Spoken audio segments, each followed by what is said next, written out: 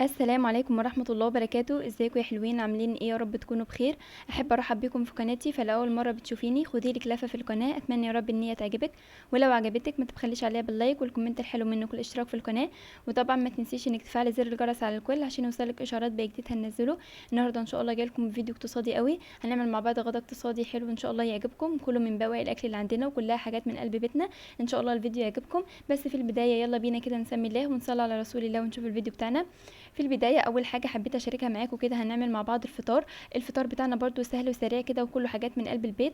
انا المسقعه دي عملتها معاكم كذا مره قبل كده، عايزه اقول لكم المسقعه دي ما تتخيلوش قد ايه بتكون طعمه، قد ايه بتكون خفيفه على المعده، قد ايه بتوفري في كميه الزيت اللي انت بتستهلكيها. يعني باقل كميه من الزيت وحاجه كده ني في ني، وما شاء الله بتديكي طعم حلو وبتديكي نتيجه كويسه، وفي نفس الوقت برده بتكون خفيفه على المعده كده. انا عملتها معاكم قبل كده وحبيت برده ان انا اشاركها معاكم تاني. انا بقى اول حاجه بعملها كده، بجيب عندي حوالي 3 حبات كده من الطماطم، بقطعهم قطع صغيره على قد ما اقدر، وبقطع برضو بصلايه كده بطريقه عشوائي، برضو قطع عشوائيه كده، بس حاولي ان الحجم يكون متناسب مع بعضه، يعني حجم التقطيع يكون متناسب مع بعضه. وبعدين بجيب بقى قرن كده من الفلفل الاخضر مع قرن من الفلفل الاحمر، وابدا ان انا اقطعهم برضو مكعبات صغيره.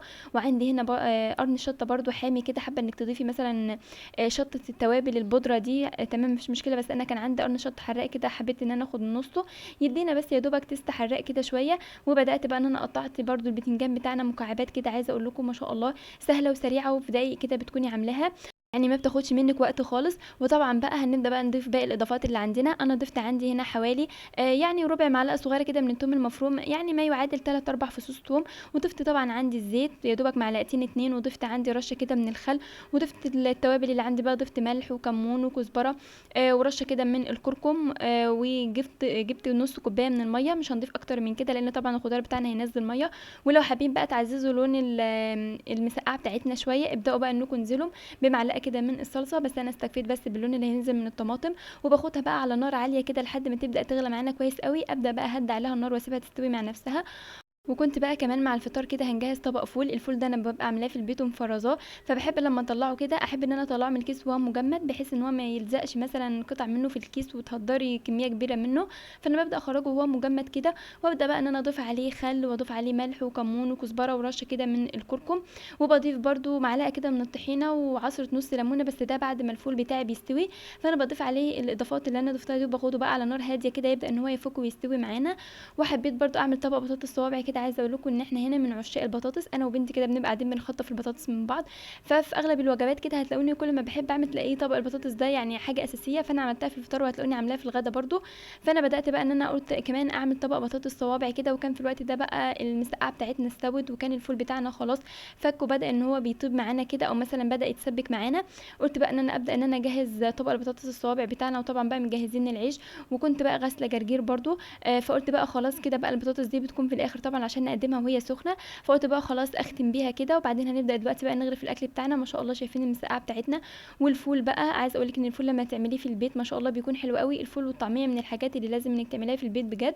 وقلنا البطاطس بقى وطبق الجرجير كده، وحبيت بس ان انا احط على طبق الفول من فوق كده كم، يعني اخدت شريحتين كده من الفلفل الاحمر على الفلفل الاخضر، قطعتهم مكعبات صغيره وحطيتهم كده على وش طبق الفول بتاعنا. وده كان فطارنا في اليوم ده، الحمد لله فضل ونعمه، ربنا يديم علينا نعمه دايما يا رب ويحفظها من الزوال. خدنا فطرنا بقى الحمد لله، وفطرنا كده ما شاء الله شايفين المسقعه بتاعتنا. وانا زي ما قلت لكم لو انتوا عايزين تعززوا اللون بتاعها شويه ممكن انكم تضيفوا معلقه من الصلصه، بس انا بستكفى بس باللون بتاع الطماطم اللي انا ضايفاها. وخدنا فطرنا بقى وفطرنا الحمد لله، وشفنا بقى ورانا ايه في الشقه كده، وظبطنا دنيتنا وقعدنا بقى استريحنا شويه عشان غدانا النهارده يكون سهل وسريع كده. في نص ساعه هتكوني عامله الغدا، هتبداي تعملي ان تعملي كل حاجه مع بعضها كده، هتخلصي بسرعه. فاول حاجه هبدا او اول وصفه هعملها معاكم او اول فكره كده معانا في الغدا، هنبدا نعمل بتنجان مخلل.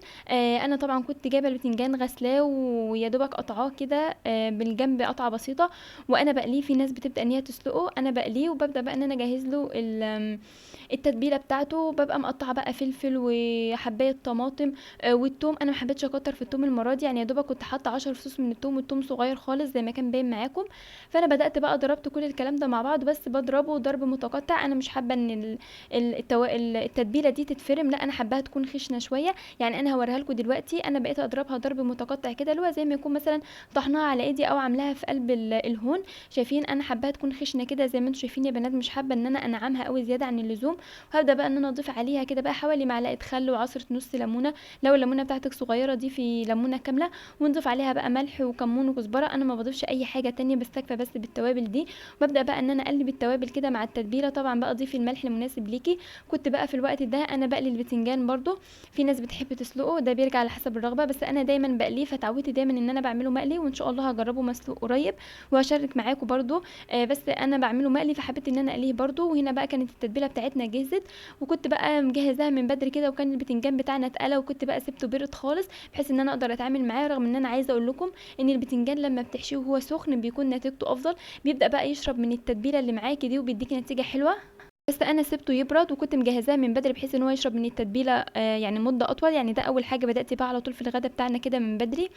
فبدات بقى خلاص هبدا ان انا احشي بقى كل الكميه اللي معايا كده. ما شاء الله عايزه اقول لكم ان التتبيله جت على قد البتنجان بتاعي بالظبط. انا ببقى مبسوطه قوي لما بكون عامله حاجه وتيجي على قد كده، ما بحبش ان انا اهدر حاجه او ارمي حاجه. فانا بدات بقى جهزته كده، دي اول حاجه كده جهزت معايا بحيث ان انا خلاص اكون خلصت منها بقى من الثوم والتتبيله والكلام ده. هبدا بقى ان انا اخدها كده احطها في قلب التلاجة بحيث انها تسقع معانا كده على ما نجهز بقيه الغدا بتاعنا. ودلوقتي بقى الوصفه التانية اللي معانا كده او الفكره اللي معانا بعد كده.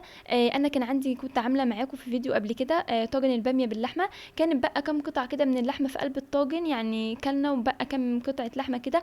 فبدات ان انا خرجتها، وكنت عامله برضو معاكم فراخ بالبصل. كانت بقى حته كده كام حته كده يعني يعتبر كام ساير كده بسيطه كده من مكان اكلنا. بدات بقى ان انا جبت اللحمه بقى وجبت الفراخ دي قطعتها قطع صغيره خالص على قد ما تقدري. وبدات بقى ان انا قلت اعمل بيها بقى ايه، يعني صنف كده جنب الغدا بتاعنا النهارده. فبدات بقى جبت عندي حوالي 3 قرون كده من الشطه او الفلفل وقطعتهم مكعبات صغيره. والطماطم برضو جبتها وقطعتها مكعبات صغيره. حاولي انك تقطعها مكعبات صغيره على قد ما تقدري، بلاش تكبري فيها يعني. وبدات بقى ان انا جبت بصلايه وسط برضو كده وهقطعها برضو مكعبات صغيره. عايز اقول لكم ما شاء الله الطبق ده يعني ولا اجدعها طبق شاورما، ما شاء الله حلو قوي.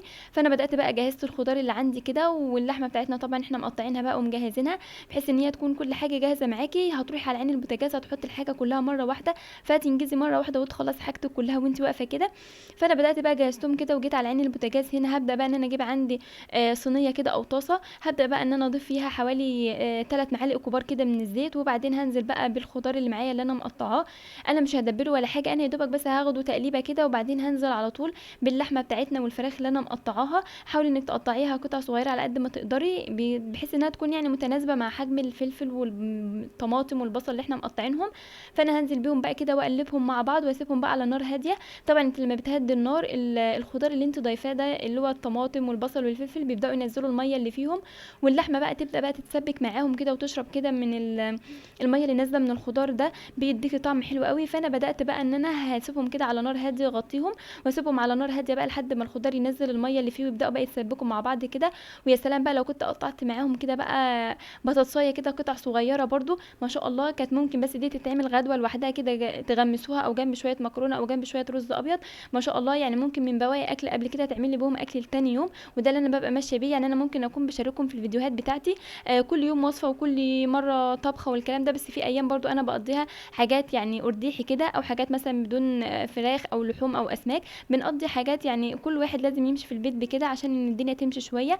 فخلاص بقى ظبطت الفراخ بتاعتنا واللحمه كده. وبعدين عملت هنا طبق تونه بقى قطعت عليه بصلايه كده وسط. وبدات ان انا عصرت عليه عصره نص ليمونه كده برضو. انت بقى متوفر عندك خيار وجزر، ممكن تقطع عليه خيار وجزر وطماطم وفلفل والكلام ده. بس انا استكفيت بس ان انا اقطع عليه بصلايه وسط كده وقلبتهم بقى مع عصره نص ليمونه كده. ما شاء الله عايزه اقول لكم طبق التونه ده يعني بيبقى حكايه كده مع الليمون كده. التونه دي لما تعصر عليها ليمون بتديكي طعم حلو قوي، بتنقلك التونه في حته تانية. خلاص بقى كان ده غدانا في اليوم ده وظبطناه وظبطنا الافكار بتاعتنا. وطبعا بقى زي ما قلت لكم كده في اول الفيديو الراعي الرسمي بتاعي في اي اكله هي البطاطس. انا لازم بضيفها في اي اكله كده، احنا من عشاق البطاطس.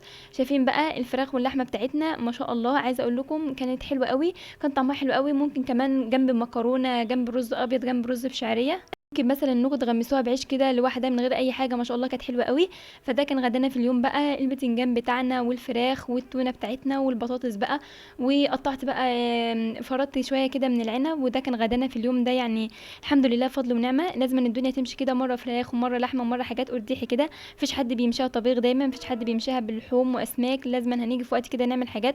ممكن مثلا وجبه الغدا دي ما تكونش موفره قوي، بس لازم برضو هنمشي في حاجات زي دي.